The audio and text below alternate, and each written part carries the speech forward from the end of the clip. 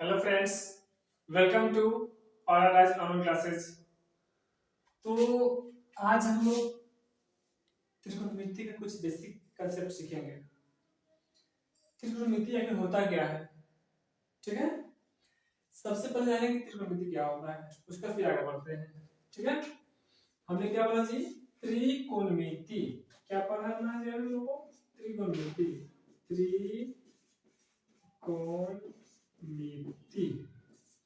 पहले समझेंगे कि त्रिकोणमिति होता क्या है, उसका फिर आगे बारी बारी समझेंगे, ठीक है। तो देखते हैं त्रिकोणमिति। त्रिकोणमिति सबसे पहले समझते हैं। त्रि प्लस कोण प्लस मिति। त्रि प्लस कोण प्लस मिति को ही त्रिकोणमिति बोला जाता है। अब देखते हैं त्रि का मतलब क्या होता है। त्रि का मतलब क्या होता है? त्रि का मतलब होता है तीन। क्या होता है जी? तीन। और कोण का मतलब क्या होता है जी? तो कोण का मतलब कोण ही होता है, ठीक। और मिति का मतलब क्या होता है जी? मिति का मतलब माप या मापना, ठीक है। तो समझ में आया? त्रिकोणमिति का अर्थ क्या होता है?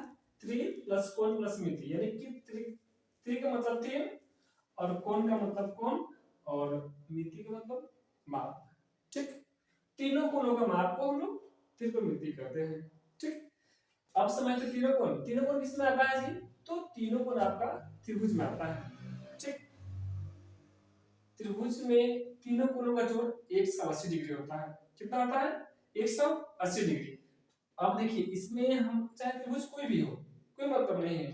त्रिभुज चाहे कोई भी हो, तीनों कोणों का जोड़ हम लोग 180 डिग्री पाते हैं और 180 डिग्री होता भी है, ठीक है। तो इसमें हम लोग सब त्रिभुज नहीं पढ़ना है, इसमें सिर्फ हम लोग समकोण त्रिभुज ही पढ़ेंगे, ठीक है। देखते हैं समकोण त्रिभुज क्या होता है, ठीक है। अब देखते हैं इसमें क्या क्या होता है, ठीक है। ये हमने एक समकोण त्रिभुज बना दिया, ठीक। क्या है? एक समकोण त्रिभुज, जिसमें ये क्या होता है जी आपका 90 डिग्री, 90 डिग्री यानी कि 90 डिग्री, यानी कि वैसा त्रिभुज जिसका एक कोण 90 डिग्री हो। आप लोग लिख लीजिए, वैसा त्रिभुज जिसका एक कोण 90 डिग्री हो उसको हम लोग समकोण त्रिभुज कहते हैं, ठीक। जैसे इसमें ए बी सी, यानी कि इसमें बी क्या है? बी आपका समकोण है। समकोण का मतलब ये आपका 90 डिग्री कोण बनाता है, ठीक है। और आपका ये 45 हो सकता है या 30-60 भी हो सकता है। ये आपका चेंज होता रहेगा, लेकिन ये आपका चेंज नहीं होगा। ये फिक्स है कि जहां समकोण बनता है वहां पर 90 डिग्री फिक्स रहता है, ये चेंज नहीं होता है। अब इससे कुछ गुण समझेंगे, इसमें क्या क्या होता है। समकोण त्रिभुज में भी क्या क्या होता है देखेंगे, ठीक है। अब देखिए इसमें क्या होता है। ये आपका कोण तो मालूम ही है, ये भी कोण है, ये भी कोण है, ठीक। अब भुजा ये आपको मालूम है, ठीक है। अब देखिए इसमें कुछ क्या होता है, जैसे जो 90 डिग्री के ठीक सामने जो भुजा होता है, जो 90 डिग्री के ठीक सामने वाला जो भुजा होता है वो आपका होता है कर्म। क्या होता है जी? कर्म, ठीक। और लंब आधार जो है, लंब आधार जो है कोण के अनुसार, कोण के अनुसार बदलते रहता है।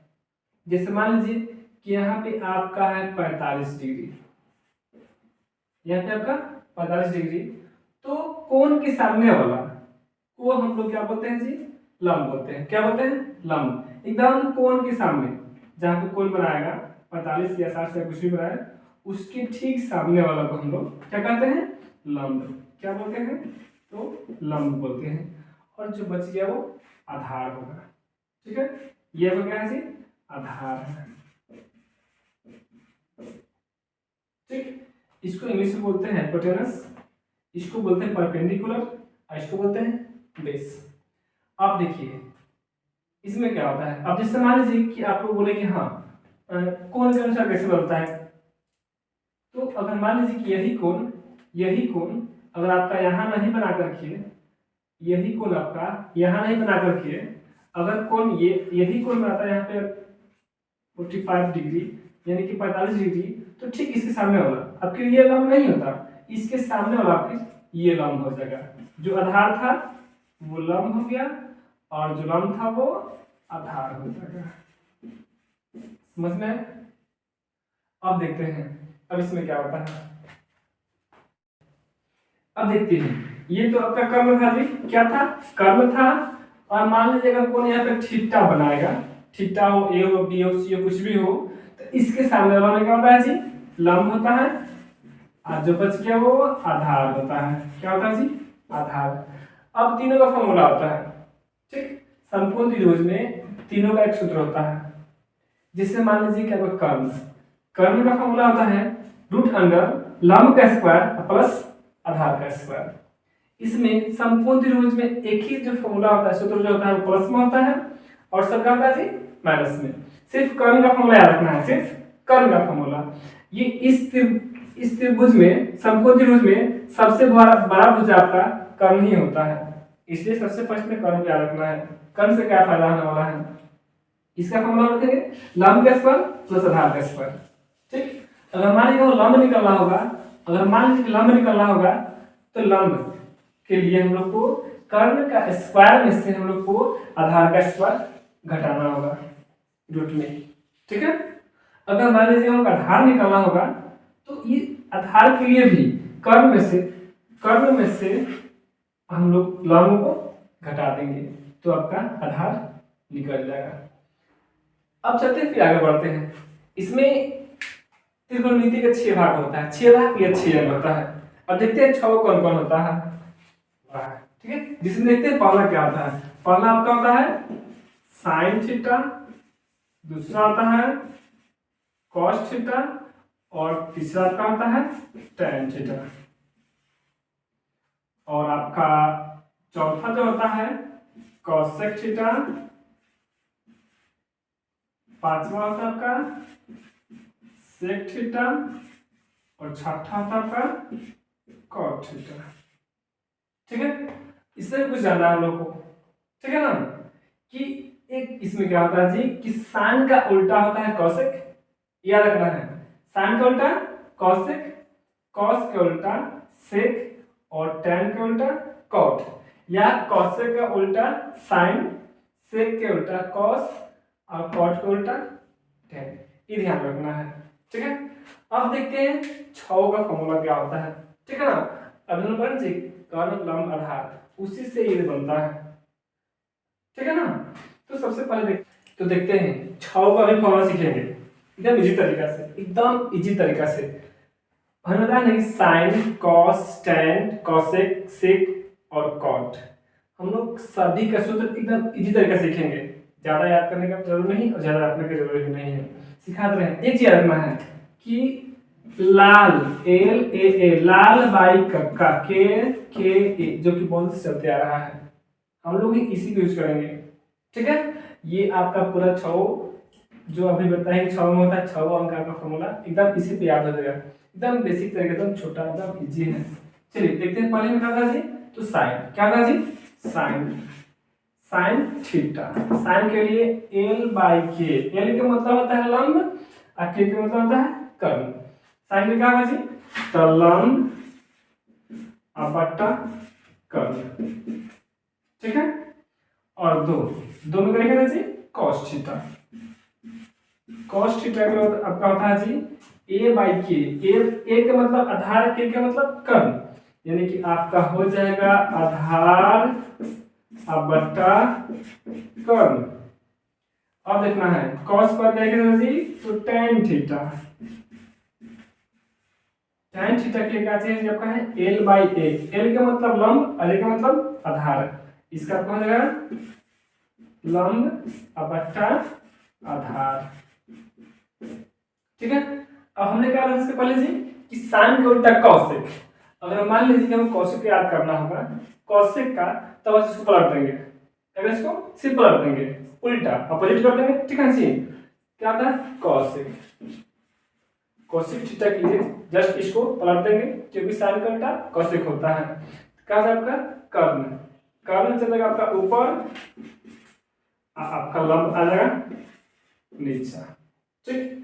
सेम इसका भी देखेंगे, क्या होता है जी, कॉस के उल्टा क्या होता है सेक, सेक थीटा, तो सेक यहाँ पे कॉस का जी आधार बटा कर्ण, लेकिन सेक क्या होगा कर्ण बटा आधार, ये आपका पलट जाएगा कर्ण बटा आधार,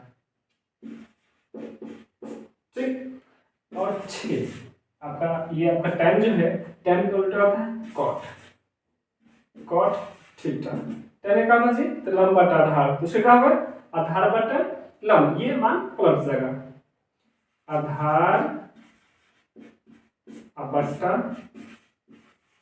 लंब। याद रखना है, पहले याद रखना है कि साइन को उल्टा क्या होता है, साइन थीटा क्या होता है जी, साइन को उल्टा क्या होता है जी, तो होता है कोसेक। एक और फिर से दोहरा रहे हैं, फिर से दोहरा रहे हैं कि साइन को उल्टा क्या होता है, साइन को उल्टा कोसेक, कोसेक थीटा, ठीक। और उसके बाद होता है आपका कॉस, कॉस थीटा का आपका उल्टा होता है सेक थीटा, और आपका tan थीटा का उल्टा होता है cot थीटा। आप लोग स्क्रीनशॉट भी ले सकते हैं, ठीक है। देखते हैं आगे। अब फिर इसके बाद क्या सूत्र होता है जी, ठीक है ना। अब देखिए आप हम लोग क्या पढ़े जी कि साइन का उल्टा कॉसेक। अगर मान लीजिए कि साइन थीटा को हम लोग अगर कॉसेक थीटा से गुना करेंगे तो क्या आएगा जी 1, यानी कि साइन थीटा गुने कॉसेक थीटा बराबर क्या होता है जी 1। अब कैसे होता है ये भी देख लेते हैं। साइन थीटा का मतलब क्या होता है जी, तो लंब बटा कर्ण, ठीक, गुना तो गुना। कॉसेक का होता है जी तो कर्ण बटा लंब, क्या होता है जी कर्ण बटा लंब। लीजिए अब कर्ण से कर्ण कट जाएगा और लंब से लंब कट जाएगा, क्या आएगा जी 1। क्लियर, यानी कि आप लोग याद रखना है साइन थीटा और गुने कोसेक थीटा बराबर क्या था जी 1, ठीक है। अब देखते हैं, अब आगे देखते हैं क्या होगा, ठीक है। आगे देखते हैं, अगर इसी से दो सूत्र और निकलेगा, कैसे निकलेगा जी, अगर मान लीजिए हम लोग साइन थीटा का सूत्र निकालना है, क्या था जी साइन थीटा का, तो इधर से पहले से 1 है, क्या जी 1, और ये गुना में रहेगा तो भाग में, क्या होगा जी आपका 1 बाई कोसेक थीटा, ठीक। अगर मान लीजिए कि हमको निकालना है जी कोसेक थीटा, क्या निकालना है कोसेक थीटा, तो क्या होगा जी 1 बाई साइन थीटा, क्या होगा 1 बाई साइन थीटा, ठीक। अब देखते हैं आपका ये तो साइन का है, साइन गुने कोसेक, ये साइन का उल्टा कोसेक। अब क्या होता है जी cos, दोनों क्या होता है जी cos थीटा, cos थीटा गुने sec theta is equal to 1, यानी कि cos थीटा गुने sec थीटा बराबर क्या होता है जी 1। कैसे होता है अभी दिखाएं चित्र करके, वैसे सेम इसका भी होगा, क्योंकि sin cos का उल्टा होता है sec, सूत्र लगा काटेंगे फिर इसका मान आएगा। अगर मान लीजिए कि इसका भी, अगर मान लीजिए cos थीटा का निकालना है, cos थीटा का निकालना होगा तो 1 बाई sec थीटा आ जाएगा, ये आपका गुणा में है इधर तो भाग में। अगर मान लीजिए हम cos sec थीटा निकालना होगा, sec थीटा निकालना होगा तो 1 बाई क्या हो जाएगा आपका cos थीटा, समझ में आया। अगला देखते हैं, अगला देखते हैं अगला क्या होता है आपका 3 में होता है जी, 3 स्टेप में होता है tan थीटा का उल्टा क्या होता है जी, तो tan का उल्टा होता है cot, यानी कि tan थीटा गुने cot थीटा जो होता है आपका इज इक्वल टू 1 होता है। सेम वैसे इसको भी सिद्ध कर सकते हैं। अगर मान लीजिए हम लोग को tan थीटा का निकालना है, tan थीटा का निकालना होगा तो 1 बाई इधर गुना में जाएगा तो भाग में 1 बाई cot थीटा, ठीक। अगर मान लीजिए हम लोग को cot थीटा निकालना है, क्या निकालना चाहिए cot थीटा निकालना होगा तो लिखेंगे 1 बाई क्या लिखेंगे tan थीटा। हम लोग क्या पढ़े अभी कि sin का उल्टा cosec, यानी कि sin को और cos से गुणा करें तो आपका 1 आएगा, अगर cos को cos थीटा को अगर sec थीटा से गुणा करें तो भी 1 आएगा, ठीक। और tan थीटा को अगर cot थीटा से गुणा करें तो इसमें भी 1 आएगा। इसके साथ में दो सूत्र निकलेगा, इससे भी दो सूत्र, इससे भी दो सूत्र। अगर मेरा वीडियो अच्छा लगा हो तो पहले लाइक कीजिए और फिर बाद में सब्सक्राइब कीजिए और शेयर भी कीजिए। Thank you.